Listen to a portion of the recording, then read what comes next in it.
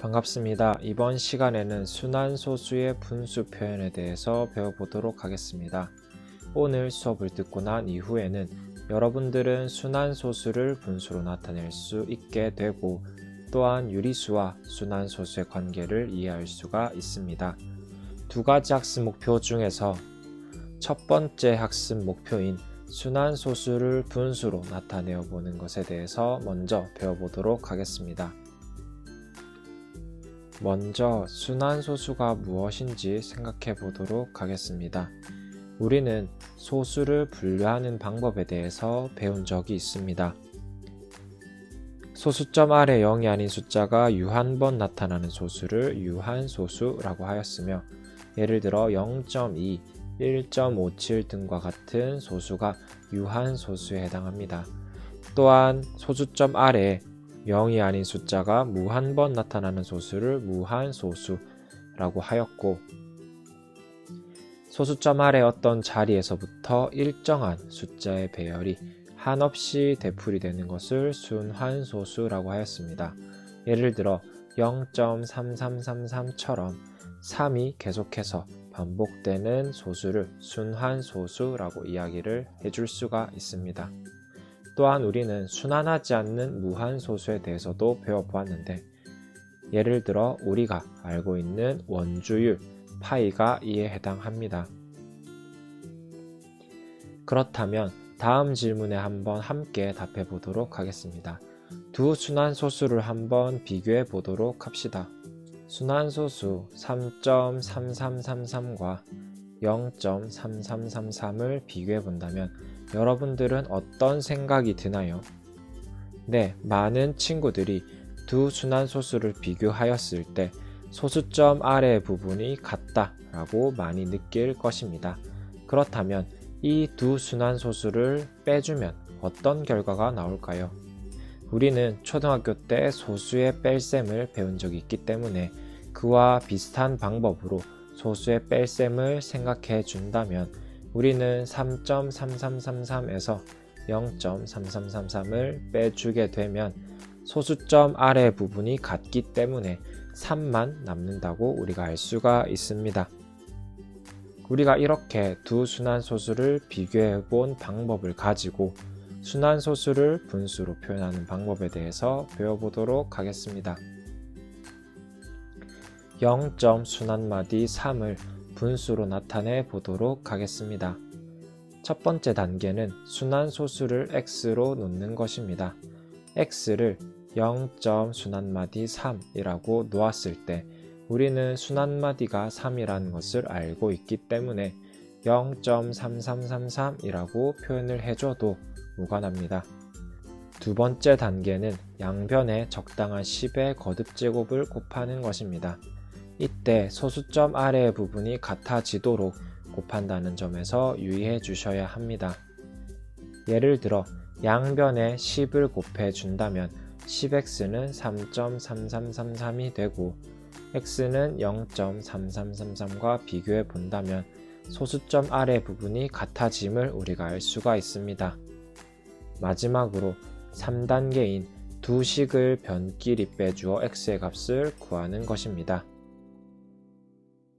우리가 구한 두 식을 변끼리 빼준다면 좌변은 10x에서 x를 빼주는 것이기 때문에 9x가 되고 우변은 3.3333에서 0.3333을 빼주기 때문에 우리가 앞에서 계산했던 것처럼 3만 남음을 알 수가 있습니다. 따라서 x는 9분의 3이라고 쓸 수 있고 약분하게 되면 3분의 1이라는 것을 알 수가 있습니다. 결과적으로 우리는 0점 순환마디 3을 x로 놓았기 때문에 0점 순환마디 3은 3분의 1임을 알 수가 있습니다. 우리는 이전 시간에 분수를 순환소수로 바꾸는 것은 배워보았습니다. 따라서 우리가 이렇게 구한 것이 맞는지 확인하려면 3분의 1을 순환소수로 나타내어 보면 되겠죠. 1 나누기 3을 했을 때 우리는 0.3333이 나옴을 알고 있기 때문에 우리는 지금 이렇게 구한 0점 순환마디 3이 3분의 1이라는 것을 확인할 수가 있었습니다. 한 가지 예를 더 들어 순환소수를 분수로 나타내 보도록 하겠습니다. 첫 번째 단계인 순환소수를 x로 놓아 보겠습니다. x는 0. 순환마디 7이라 놓으면 우리는 x는 0.7777이 됨을 알 수가 있고, 두 번째 단계인 양변에 적당한 10의 거듭제곱을 곱하여 주겠습니다. 이때 주의해야 할 점은 소수점 아래 부분이 같아지도록 곱하여 주는 것입니다. 위의 식에서 양변에 10을 곱하여 주면 10x는 7.7777이 되기 때문에 x는 0.7777과 소수점 아래 부분이 같아지게 됩니다. 따라서 마지막 단계인 두 식을 변끼리 빼주어 x의 값을 구해보면 좌변에서 10x에서 x를 빼면 9x가 남고 우변을 계산해주면 7이 남게 되어 x는 9분의 7이라는 것을 알 수가 있습니다. 따라서 0. 순환마디 7은 9분의 7이 되겠네요. 우리는 지금까지 소수점 아래 첫 번째 자리에서부터 순환마디가 시작되는 순환소수를 분수로 표현해 보았습니다. 지금부터는 소수점 아래 두 번째 또는 세 번째 이후부터 순환마디가 시작되는 순환소수를 분수로 표현해 보도록 하겠습니다. 첫 번째 0.1 순환마디 2를 분수로 표현해 보도록 하겠습니다. 첫 번째 단계인 순환소수를 x로 놓는다면 x는 0.1222가 됨을 알 수가 있고, 우리가 주어진 등식의 양변에 적당한 10의 거듭제곱을 곱해주면 10x는 1.2222, 100x는 12.222가 됨을 알 수가 있습니다. 이때 우리는 소수점 아래의 부분이 같아지도록 10의 거듭제곱을 곱하여야 합니다. 따라서 10x와 100x의 소수점 아래의 부분을 비교해보면 모두 222로 같아짐을 알 수가 있습니다.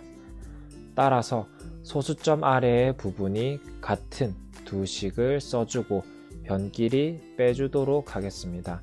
이때 우리가 순환소수를 적어줄 때 소수점의 위치에 유의하여서 써주셔야 합니다.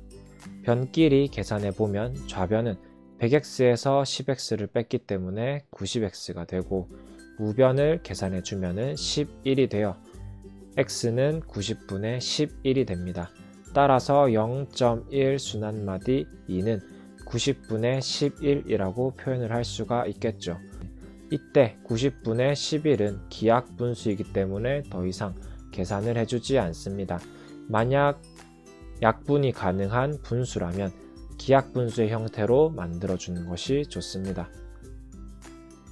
그 다음 예로 1.2 순환마디 3, 4를 분수의 형태로 표현해 보도록 하겠습니다. 첫 번째 단계인 순환소수를 x로 놓게 되면 1.23434가 됨을 알 수가 있습니다. 그리고 양변에 적당한 10의 거듭제곱을 곱하여서 소수점 아래 부분이 같아지도록 만들어 주겠습니다. 양변에 10을 곱하여 주면 10x는 12.3434가 됨을 알 수가 있고, 양변에 100을 곱하여 주면 100x는 123.4343, 양변에 1000을 곱해주면 1234.3434가 됨을 알 수가 있으며, 이렇게 곱하여진 식들 중에서 소수점 아래 부분이 같은 것은 10x와 1000x임을 우리가 눈으로 확인을 할 수가 있습니다. 따라서 이 두 식을 적어주고 변끼리 빼주면 좌변을 계산했을 때 990x, 우변을 계산했을 때 1222가 됨을 알 수가 있습니다. 양변을 990으로 나누어 주면 x는 990분의 1222가 되고 약분을 해주면 495분의 611이 됩니다. 따라서 1.2 순환마디 3, 4는 495분의 611이라는 분수로 표현을 할 수가 있습니다. 지금은 조금 어렵게 느껴질 수도 있지만 반복해서 연습을 한다면 여러분들도 충분히 잘 해결할 수가 있습니다. 우리가 이렇게 순환소수를 분수로 표현하는 방법에 대해서 배워보았는데, 순환소수를 분수로 보다 쉽게 표현하는 방법에 대해서 한번 배워보도록 하겠습니다. 앞에서 살펴본 1.2 순환마디 3, 4를 예를 들어 한번 살펴보도록 하겠습니다. 첫 번째, 분모를 써주는 방법입니다. 먼저 순환마디의 개수만큼 9를 적어줍니다. 주어진 순환소수에서 순환마디는 3, 4로 2개이기 때문에 9를 2번 적어주면 됩니다. 두 번째로 소수점 아래 순환마디가 아닌 개수만큼 0을 적어줍니다. 이때 소수점 아래를 살펴본다면 순환마디가 아닌 것은 2, 한 개이므로 0을 한번 적어주면 됩니다. 따라서 우리는 분모에 9를 2번, 0을 한번 적어주면 되겠습니다. 두 번째로 분자를 쓰는 방법입니다. 먼저 전체 숫자를 그대로 써줍니다. 주어진 순환소수의 전체 숫자를 그대로 써준다면 1, 2, 3, 4가 되며, 두 번째로 전체 숫자에서 순환마디가 아닌 부분을 빼줍니다. 이때 전체 숫자 1, 2, 3, 4에서 순환마디가 아닌 부분은 1, 2이기 때문에 12를 빼주면 우리는 990분의 1222가 됨을 알 수가 있습니다. 마지막으로 기하분수로 만들어주면 됩니다. 990분의 1221을 기하분수의 형태로 바꿔주면 495분의 611이 됩니다. 이는 우리가 앞에서 살펴보았던 1.2 순환마디 3, 4를 분수로 표현했던 것과 같은 결과임을 알 수가 있습니다. 이처럼 우리는 앞에서 했던 것처럼 여러 가지 단계를 거쳐서 순환소수를 분수로 표현을 할 수가 있고, 또한 지금 배운 것처럼 분모와 분자 각각 쓰는 방법을 기억하여서 순환소수를 분수로 보다 쉽게 나타낼 수도 있습니다. 우리는 이렇게 순환소수를 분수로 나타내는 것에 대해서 배워보았습니다. 그렇다면 두 번째 학습 목표인 유리수와 순환소수의 관계에 대해서 배워보도록 하겠습니다. 우리가 앞서 살펴본 소수를 분류하는 방법에는 유한소수와 무한소수가 있습니다. 또한 무한소수에는 순환소수와 순환하지 않는 무한소수가 있죠. 이때 우리는 유한소수는 분수의 형태로 표현을 할 수가 있고, 순환소수 역시도 분수로 표현하는 것에 대해서 오늘 배워보았습니다. 따라서 유한소수와 순환소수는 모두 분수로 표현을 할 수가 있습니다. 그리고 우리는 유리수란 분수로 표현할 수 있는 수를 이야기했기 때문에 유한소수와 순환소수 모두 유리수라고 이야기를 할 수가 있겠네요. 그리고 순환하지 않는 무한소수의 경우에는 유리수가 아닙니다.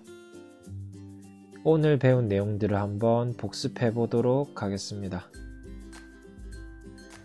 우리는 순환소수를 분수로 표현할 때 첫 번째 단계인 순환소수를 x로 놓았으며, 두 번째로 양변에 적당한 10의 거듭제곱을 곱하여 주었습니다. 이때 소수점 아래 부분이 같아지도록 곱하였었죠. 이렇게 곱하여진 두 식을 변끼리 빼주어서 x의 값을 구해 주었고, 기하분수로 나타내 주면 우리는 순환소수를 분수로 바꿔줄 수 있었습니다. 지난 시간에 이어 분수를 순환소수로도 표현할 수가 있게 되었고, 이번 시간을 통해 순환소수를 분수로도 표현을 할 수가 있게 되었습니다. 또한 우리는 유리수와 순환소수의 관계에 대해서도 배워보았는데, 정수가 아닌 유리수는 유한소수 또는 순환소수로 나타낼 수 있다는 것도 배워보았습니다. 우리는 분수를 보았을 때 분모의 소인수가 2나 5뿐이면 유한소수, 2나 5 이외에 다른 소인수를 가지고 있으면 순환소수라는 것을 배운 적이 있습니다. 따라서 정수가 아닌 유리수는 유한소수이거나 또는 순환소수로 나타낼 수가 있었습니다. 또한 반대로 유한소수와 순환소수 모두는 분수로 표현할 수 있기 때문에 우리는 유한소수와 순환소수를 합해서 유리수라고 이야기를 해줄 수가 있습니다. 오늘 수업은 여기까지 하도록 하겠습니다. 감사합니다.